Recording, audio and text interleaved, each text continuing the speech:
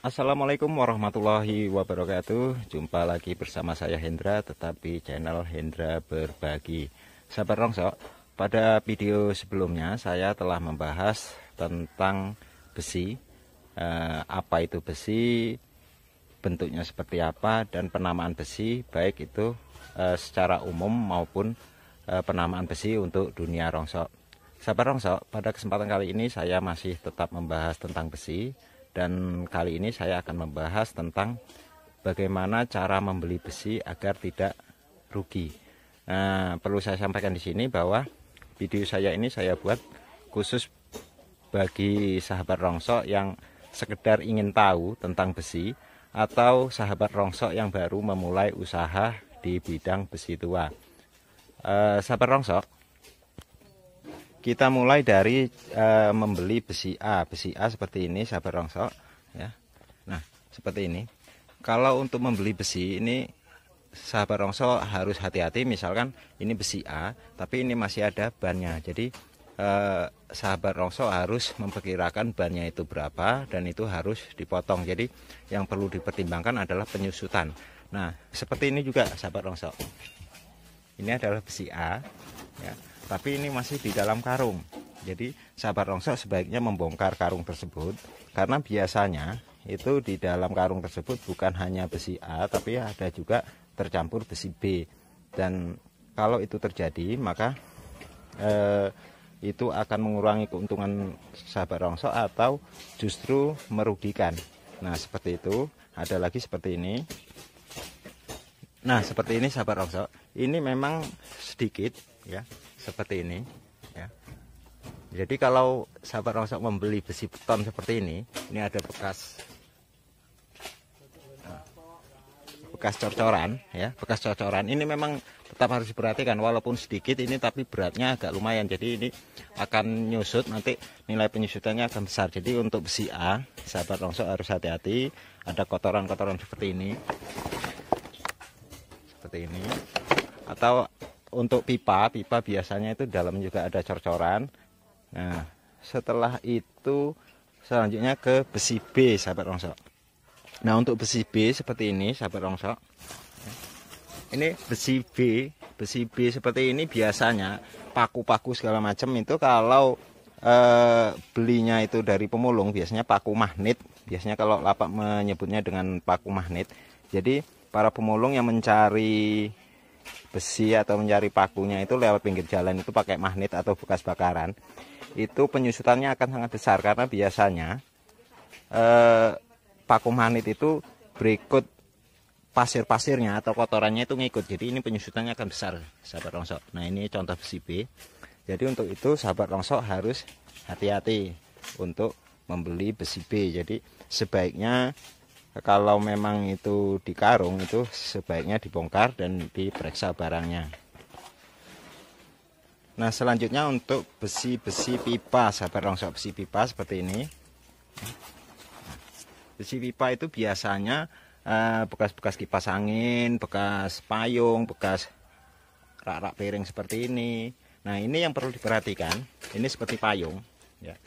Payung ini harus sahabat rongsok perhitungkan. Ini ada kayunya, terus ini ada kainnya ya. Jadi harus sahabat rongsok perhitungkan untuk nilai penyusutannya, karena kayu dengan kain ini itu nantinya ya, kalau sahabat rongsok akan mengirim ke pabrik itu harus bersih dari unsur kayu, kain, dan plastik, kecuali sahabat rongsok menjualnya langsung ke pengepul besar.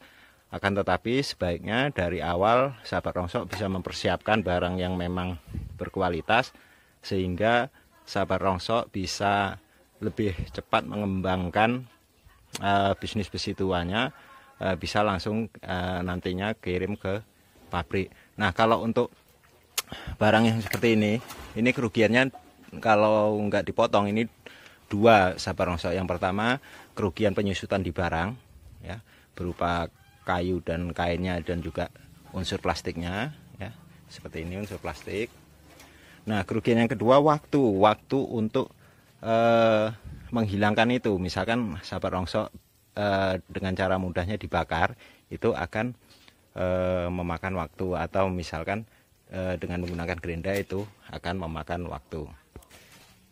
Nah, seperti ini sahabat rongsok, kompor-kompor seperti ini itu masih ada sumbunya. Biasanya kalau untuk bekas minyaknya ya itu juga akan berat ya, berat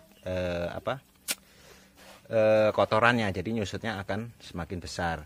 Nah, selain itu sahabat rongsok yang harus hati-hati juga kalau untuk beli besi yang berasal dari sortiran emberan ya, itu biasanya pemain emberan ya yang menggiling ember itu bekas sortirannya ada besi-besinya itu dipisah. Itu biasanya kalau kita membeli itu kalau bisa diperhitungkan penyusutannya yang agak lumayan, karena itu unsur kotorannya lebih banyak, itu plastiknya segala macam itu lebih banyak. Seperti ini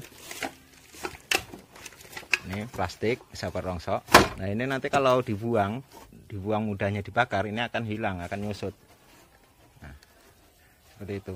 Jadi mungkin ini yang bisa saya sampaikan untuk pembahasan tentang bagaimana cara membeli besi supaya sahabat rongsok tidak merugi. Nah, ini contoh payung-payung ya, yang ini nanti harus dibersihkan dan penyusutannya lumayan besar.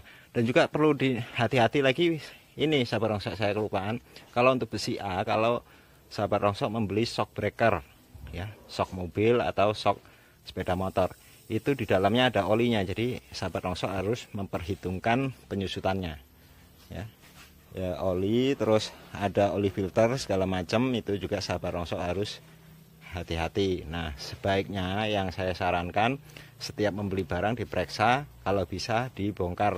Jadi jangan dikarung terus langsung kita tumpuk, tapi sebaiknya dibongkar, diperiksa dulu barangnya. Nah, saya kira pembahasan saya sekian.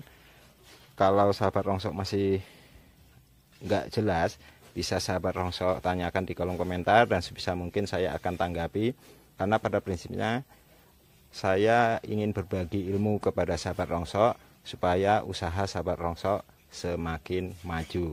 Sekian, terima kasih. Wassalamualaikum warahmatullahi wabarakatuh. Salam sukses.